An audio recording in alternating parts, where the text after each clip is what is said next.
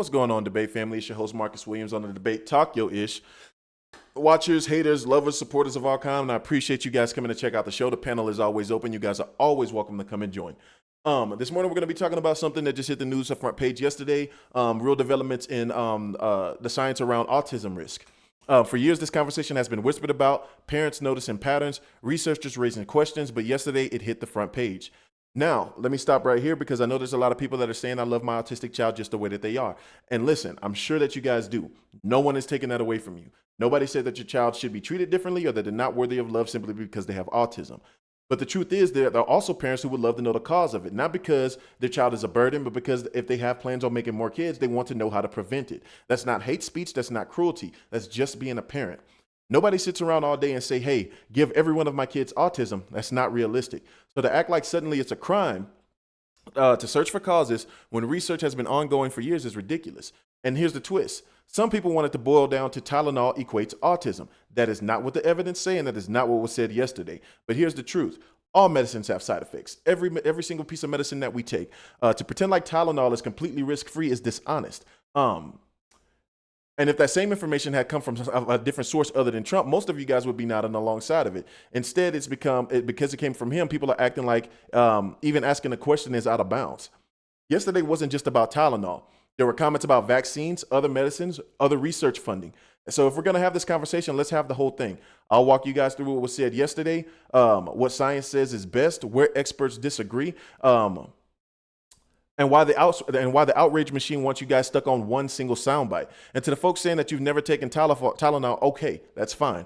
But you guys have to also realize that there's other things that we're talked about. Multiple vaccines that are being given at the age of birth. Hepatitis B given to kids that are 2 days old. When hepatitis B is a sexually transmitted, you get that through sexually transmitted having intercourse. That's how you get hepatitis B. So we're going to talk about facts first and then feelings afterwards. We're going to talk about everything that was talked about pretty much yesterday in that press conference. And we're going to dive into some things. Guys, the panel is always open. You guys are always welcome to come and join the show. I talk about everything. I'm not specifically leaving anything out or talking about one specific thing. When things come up in society or just things that I feel like are good content for podcasts or just quality content, I'm going to do it every single time. If it pertains to you specifically, I apologize. It's not personal. We have an autistic kid in our family ourselves. I have friends with autistic kids. My nephew, my younger brother's son has autism. So to pretend like this situation pertains to solely you or you're the only person that can talk about it, get a life, try again, or come on a podcast. The panel is always open. I'm not here to disagree with everything, but you guys need to do a little bit more research on some of the things that you talk about. Everything is not an attack. But this is the Debate Talk Yo-ish with your host, Marcus Williams, and we're finna get right down in. Sweet, I'm so tired you treat me this way. I'm sick and then sweet, I'm so tired sweet, I'm so tired you treat me this way. And from human treat me this way. Sweet, I'm so tired sweet, I'm so tired you treat me this way. Sweet, I'm so tired Again, thank you guys for coming out and checking out the show. As you can see, a couple of things are changing around. I got this nice ticker at the bottom. I really love that for some odd reason. It's kind of my favorite part, as well as the logo in the corner, another one of my favorite parts. But today we're not here to talk about podcast setups or anything like that of the sort. We're here to talk about what's in the media, what was talked about yesterday. Trump linked Tylenol to pregnancy, Tylenol in pregnancy to autism, questioned vaccine schedules, and as well as a possible treatment for autism. Media immediately jumped to and said that Trump says that Tylenol creates autism, while ignoring the nuance that scientists have debated for years. But if we're being real, if this source had come from anybody else, do you guys think that we would have accepted it a lot better? Do you think that if it wasn't from Trump or if it didn't come from necessarily even the White House and just strictly a scientist, that it would come a little bit better? Now, I'm on record saying that I don't agree with everything that Donald Trump says. But at the same time, too, I'm not going to sit and be ignorant to anything just simply because he says it. Trump is a spotlight whore. He wants to be in the center of attention. He wants to be the one that presents information. He wants to be that guy. It hasn't changed from 2016. It ain't going to change in 2025. That is who he is. But at the same time, why do we completely disregard or ignore facts when they come up because of who presents them to us? I've myself been at the scrutiny of people that I know, people that I've had a part of my life since I was a kid, based on my beliefs in general. When some of them are factual, I'm not going to say I'm right about everything. I'm not going to say everything that I say is correct. But at the same time, too, I'm not going to pretend like just because I don't like the source that the information that I'm getting could not possibly be true. Not only that, too, parents that do have kids that have autism, we've all seen videos of how difficult it can be, or what's going on inside, just how challenging it is. And I don't want to use the word normal child, but for lack of a better word, raising a normal child. We cannot pretend that autism is not a disadvantage to some children. So there's some children who have autism who do amazing things. There's some parents who would love to know what is the cause of autism. I don't think that that's a horrible thing. I mean, we sit and we attack everything that this administration has done so far since being in office, and the majority of people agree with a lot of things that are going on in office. But social media and the news will tell you otherwise. The social media and the news will tell you that everybody is against them, when in all actuality, most of us aren't. If the message triggers you, does that mean that it's automatically false? Just because I don't like necessarily, it's almost like positive criticism in a sense. And which I don't even know why we're debating this anyway. I don't really understand how, because honestly, if Trump would have came on TV and said, hey guys, the cause of autism in pregnancy is the food that you're eating. It's the exercise that you're not getting, XYZ. You guys would have been like, oh no, it's that Tylenol though. So it's a lose-lose situation. If he says it's Tylenol, you guys are equating it to something else. If he says it's something else, you guys would equate it to Tylenol. So it's a lose-lose situation. And I mean, at the end of the day, this is a humongous step in progression for understanding autism, understanding how it happens, and understanding how to prevent it in pregnancy. That's not to say that it's 100%. If you watched that press conference yesterday, Donald Trump never said that Tylenol was 100% the reason. Give me 1 second. Actively recording. What's up? What'd you say? Text me that. Love you. Bye. But beautiful, the one and only Jordan Fernandez.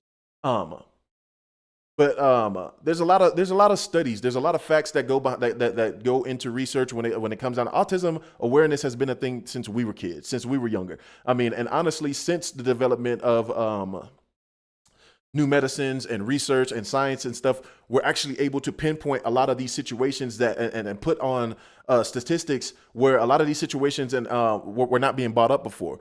We have way better science now than we ever had before. We have a lot of things that are going on that are better than they ever have been before. So to have this be a problem when there's no medicine that doesn't have a side effect, like I said in the opening monologue, to think that Tylenol is an exclusion from having any type of side effect whatsoever is ridiculous.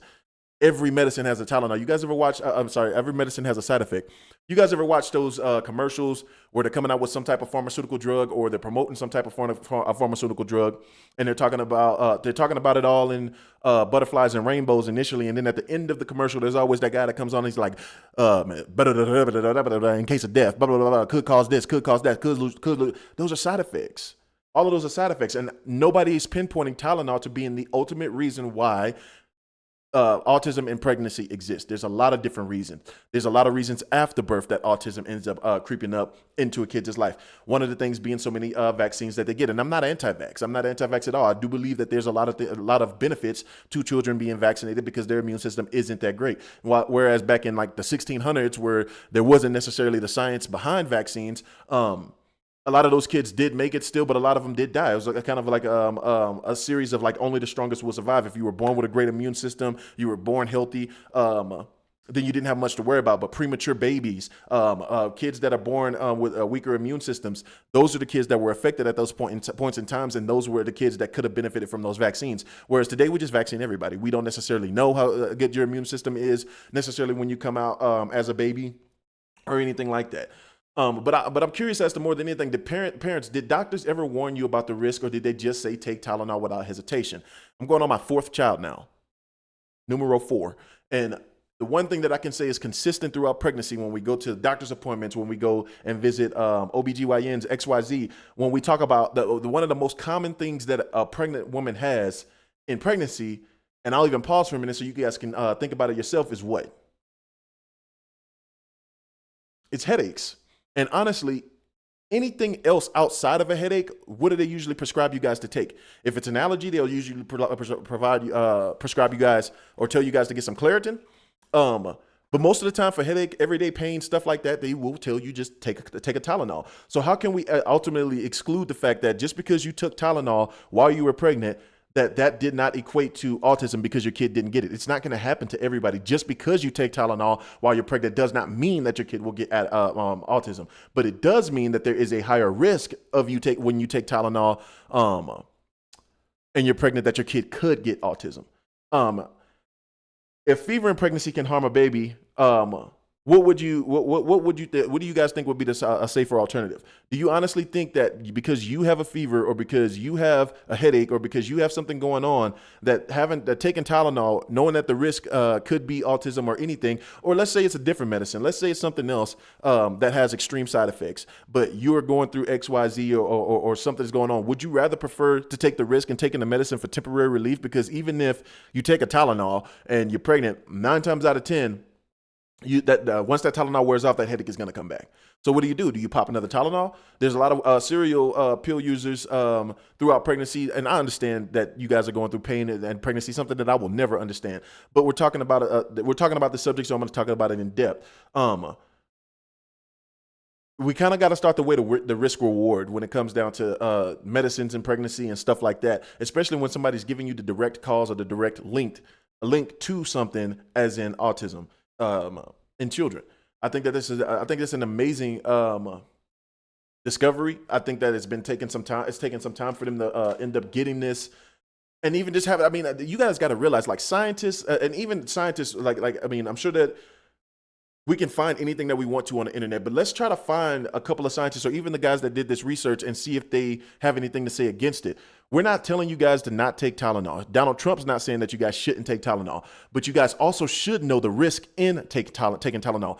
You don't have to take it at all, but I mean, in all honesty, to try to shut down every single thing this guy does, everything that he says, no matter what the situation, is ridiculous.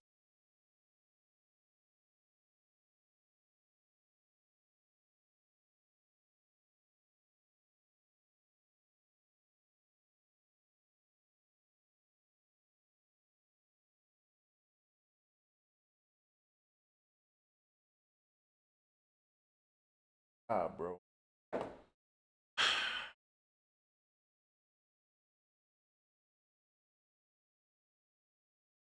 Where off at?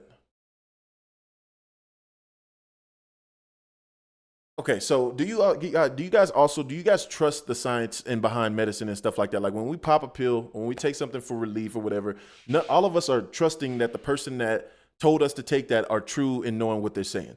So if science is telling you guys that this could be a possible link or cause towards autism, what is the debate about? Like, what is the problem? Wouldn't you rather avoid that versus saying, hey, I've never taken Tylenol and my kid still has autism? Even if this isn't the 100% link to autism, if this could be a cause of or a risk to, why would you want that in your life anyway? Wouldn't you want to know that information anyway? I mean, I just feel like I feel like at least with this subject right here, we're fighting a battle for no reason. And honestly, it stems around who gave the information more than what the information actually is. It's wild to me that asking questions has been reframed to hate speech. I saw a post earlier today that said Mr. Rogers would have told, our autism kids that we love you just the way that you are, and you don't have to change. That's true. We love all children. I mean, that's not the discussion, though. A lot of times when we get into these discussions, you guys move the goalpost to a completely different conversation.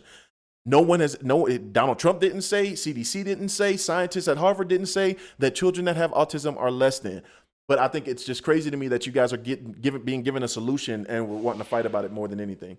Do you feel like that this scares you? I mean, do you feel like that this scares parents more than, and trust and believe, Tylenol is going to do one of two things.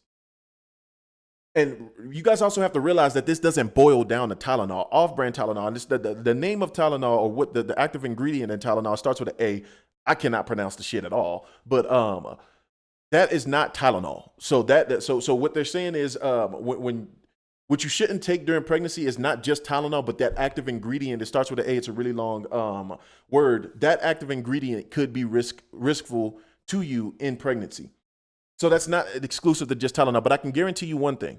Tylenol will either do one or two things. They're either going to change their ingredients, or they're going to try to sue the CDC or whoever is making the claims that Tylenol could possibly cause autism inside of in babies. But at the same time, too, so I can almost believe that Tylenol would change their ingredients, try to take some stuff out, promote a Tylenol brand that is specifically for pregnant women. So where either it has, because nothing is going to cure 100% of a pregnancy. So all of it is temporary relief. So either they'll make something with less of something in it or whatever it is that's causing the autism inside of pregnancies, or they'll completely revamp their model and make a Tylenol for pregnancy that'll either be prescribed or over the counter. I can almost guarantee that. Mark my words. Today is the 9/23/2025, 8:44 a.m. The bottom line is what I wanted to talk about more than anything, and I encourage you guys to really go look in depth at that press conference, because it's really not a bad press conference at all. Tylenol isn't perfect. Vaccines aren't the villain, and politics isn't the label.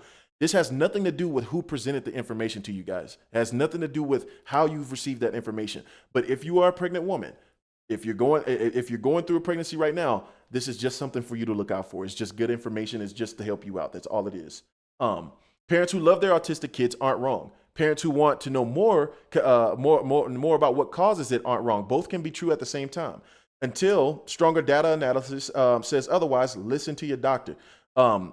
Use Tylenol in pregnancy if needed. Vaccinate your kids on schedule, and don't let outrage headlines drown the facts. Because at the end of the day, autistic families, because at the end of the day, autism families, not politicians and not pundits, are the ones who pay the price when we let culture wars replace science. What I want you guys to do more than anything is I want you to drop your comments in the comment section. This is just a quick video that I wanted to talk about, because I don't want what I post on Facebook to be misunderstood. I'm not saying there's anything wrong with autism in general, but I don't think that there's any of us that want our kids to be born with a disadvantage that we can prevent. If it's something that is preventable by having a better diet, if it's something that's preventable by not taking Tylenol, I think that that's good information for you guys to have. At the end of the day, the decision is ultimately up to you. But I haven't seen too many posts at all on Facebook that boil down to the fact that they're making, especially parents with kids that have autism. If this had been Joe Biden that had said, hey guys, we think that we figured out what was the link to autism, I'm sure that if he could even get that sentence out, and then, or even Obama that has said, hey, we think that we may have found a cure, or what is the cause of autism, you guys would be on board for it. So stop letting social media and the news tell you not to listen to this guy simply because he is who he is. The information that you guys are getting is important. The information that we're talking about is important. Don't allow outrage or fake outrage or wanting to be on a certain bandwagon allow you to choose how you feel about something before you ever go do any research. Yesterday, Donald Trump talked about vaccines. He talked about Tylenol. He talked about environment. He talked about genetics. He talked about therapies. He talked about cures. Talked about a lot of those things yesterday.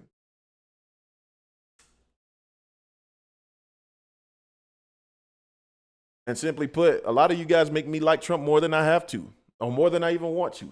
A lot of you guys make liking Trump easy. Because, I mean, the things that we argue about over Donald Trump, and I mean, I can't wait until another president get in, hopefully a Republican, hopefully a conservative, that has similar views. So I can say that I agree with them as well and then not have to be wrapped around Donald Trump. I don't know what this obsession is. Like, I mean, a lot of people think that everybody loves Donald Trump that are everyday people. I don't love him. I don't like him. I don't know nothing about him. I like what he's doing, though. I like the direction that we're going in. I like the topics that we're talking about.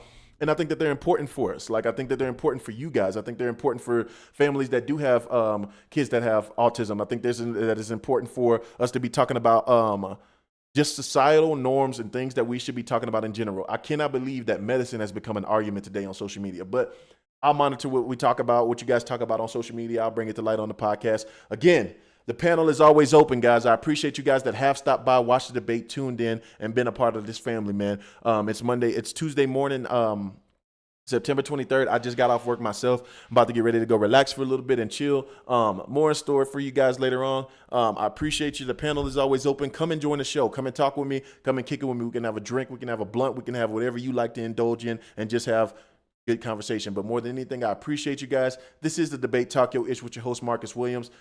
I'll catch you guys soon. Sweet, I'm so tired of you treating me this way. I'm sick and then I'm sweet.